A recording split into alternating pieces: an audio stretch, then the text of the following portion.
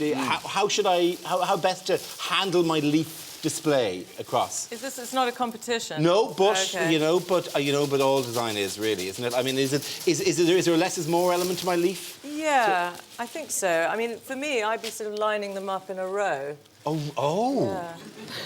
Because I just dumped them. I'm just making like a pile of my leaves. I'm building a pyramid of leaves in the hope that this will express it. In fact, I might be 2 pyramids. I'm going to build a fort, right, while you're doing this.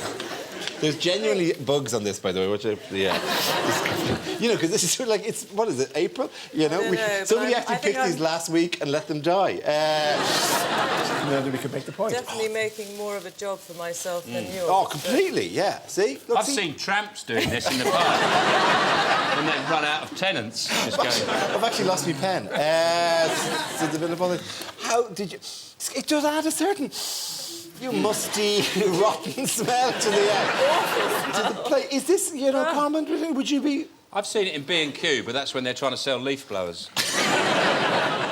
Jay, we want to discuss how you've done over the last few weeks generally, right? Because you've been very visible in the whole process. You've had ups and you've had downs. It's been quite the roller coaster. Yeah. Let's have a look at a couple of them.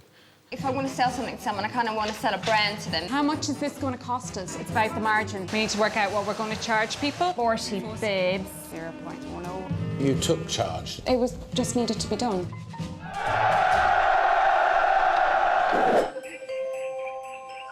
What did you ask them for? Ideally, if you were to order 1 million units... 1 million units?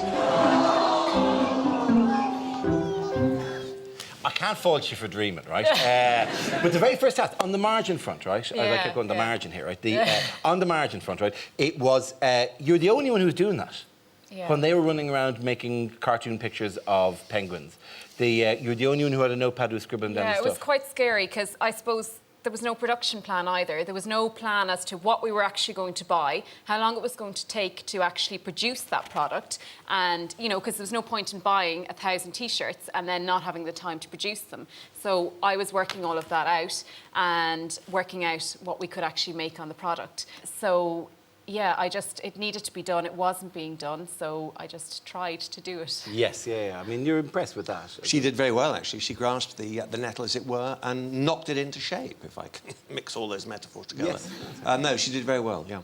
OK, grand. Whereas week two, you dared to dream a dream that an online retailer would feel that the world needed literally 1 million tiny riot shields. That is an amazing product. It's an incredible product. Fish. Look at there's a bit of water and you stick those on, lots of fun, little Stop trying to sell the damn fish. It's really good. Too much? 1 million? 1 million? Not in the history of man.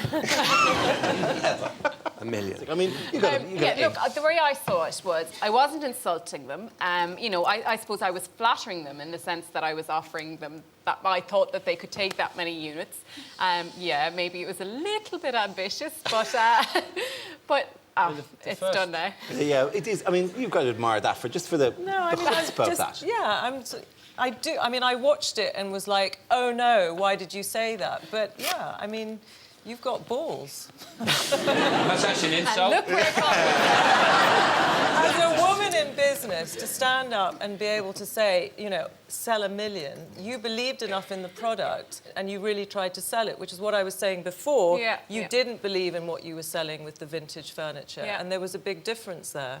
But when the pressure is on, you, I have to say this, you can make chutney. You really can make chutney, something which Nick was extremely grateful last week.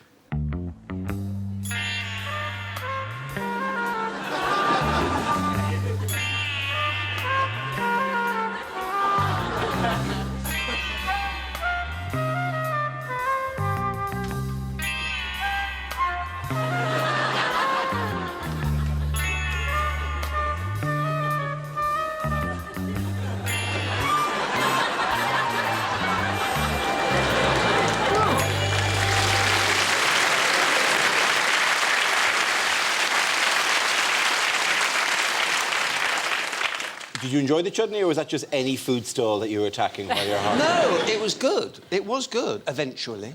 Yes. Eventually it was good, and that was down to Jane, who knocked that sort of production line into shape. Without Jane, I think, it would have been a disaster. I mean, that was you playing to your strengths. That's you. Yeah, do, well, you I do. mean, I loved the production. That was just like, I'm home. So, yeah, it was really comfortable for me. And, you know, I was getting my batches on and I got my second-degree burn on my chest. I had, like, blisters on my chest from chutney. Really? Yeah, but You're not wearing anything? I always wear something The naked protective when I chef. make chutney. Do you know what you could have done? When you're making your chutney, you could have had this, right?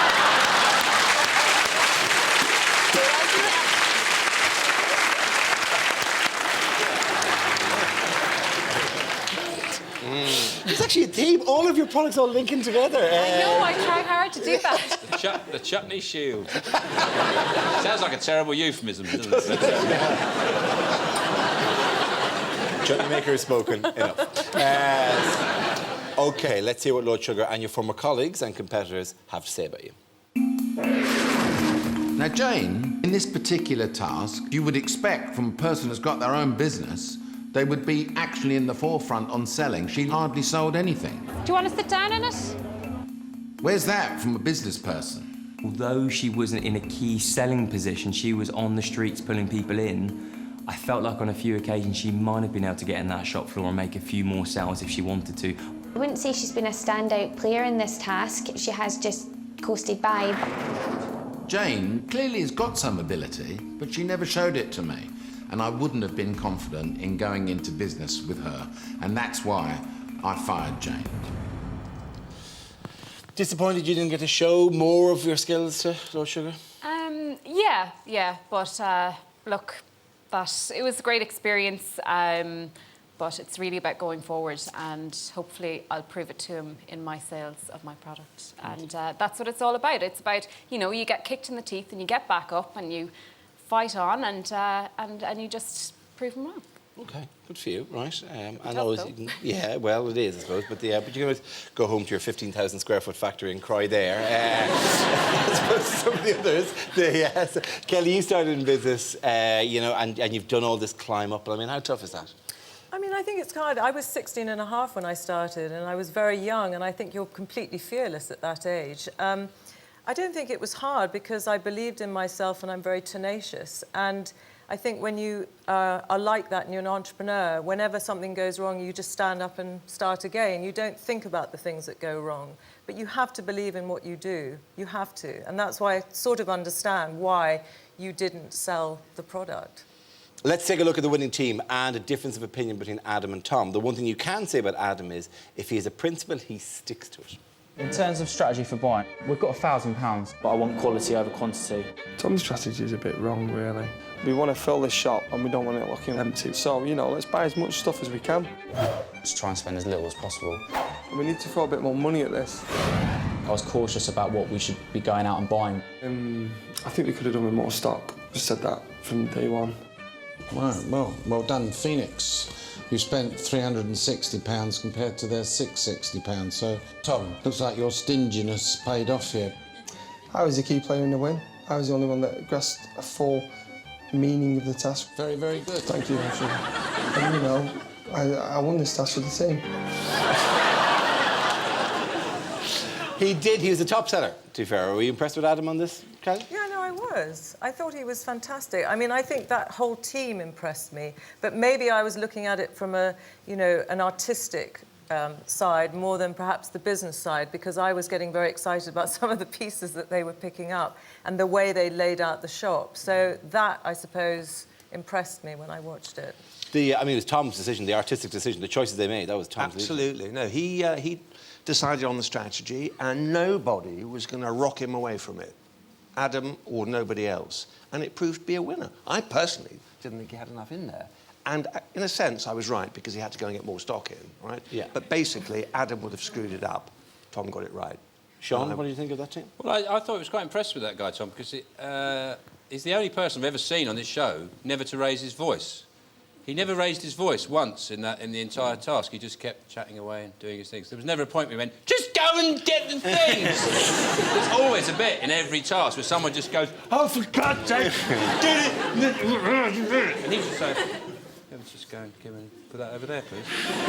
No, but that's quite a quality. That's that sort of staying calm under fire. For a 23-year-old, I mean, he's extraordinary. The buying team of Adam, Stephen and Katie, and this is unseen footage, turned up some unexpected items that you might not think about buying second-hand. Wombling free, the wobbles of Wimbledon coming our way. Underground, overground, wombling free. What did you actually find in the back that you didn't have in the front, then? Loads of stuff. You know what I mean? 10p, innit? 10p? What's going to want for that? 10p? You could do something with that. Why would you buy that? He must have been delighted. He must have thought he was a right bunch of idiots. I think it's a washing machine. That's well smart. They've rummaged through a pile of junk. Perfect. 30 quid. Gone. Yeah? Gone. They didn't do very well. There's a lot of things here that would have made a good profit, and they've missed every single piece. We've just took all the best stuff. They picked absolute rubbish. We don't know if they took the vibrator. No idea if... mind you, you stick a Union Jack in it. OK, to the vote on this. Nick, do you think Lord Sugar was right to fire Jane? Close call. I think maybe he should have given you another shot. Kelly? I think he'd made a mistake. I really do. I think that Laura should have got the chop. But I think, you know, as Nick says, it was a close call. Sean? Lord Sugar is always right. That's why he's called Lord Sugar and not Alan.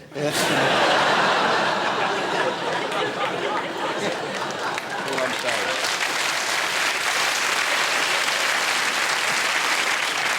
OK, let's throw to the audience, though. Usual rules in this. If you agree with Lord Sugar, hold up fired. If you don't, hold up hired. Oh, I think that's an endorsement for you, Jane. That is definitely hired. So our commiserations go with that. It is your farewell to The Apprentice. Brief, but tumultuous appearance that you had on The Apprentice. And we do always give a parting gift, which I'm sure you're really excited. I am. You know, you're wondering what I'm going to pick Yeah, up. I couldn't sleep well, last night. the only thing we could really think would obviously be this. But because you're not from around here, we thought instead it's an Irish flag.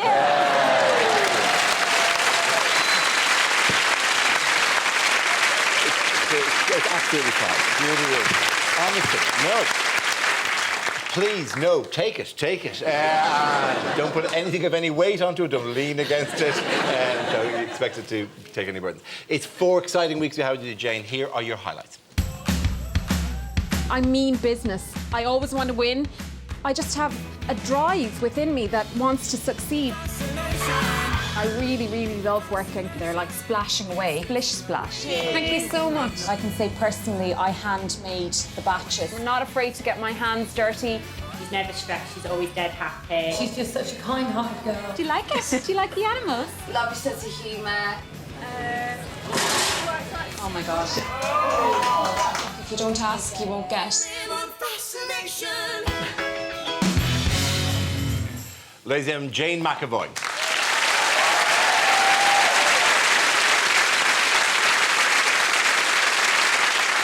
That's it for tonight. Thanks to all my guests. Jane will be on BBC Breakfast tomorrow morning, and don't forget to go to our website at bbc.co.uk/apprentice for Matt Edmondson's Funny Bits, and you can also join us on Twitter and Facebook. Next week, the candidates have to create a new exercise class to license to gyms, but who will crash and burn? This is Top to Toe. What a feeling, you all know this one can't believe. That's where the negative comments have come from. That's what it is. That's what it is.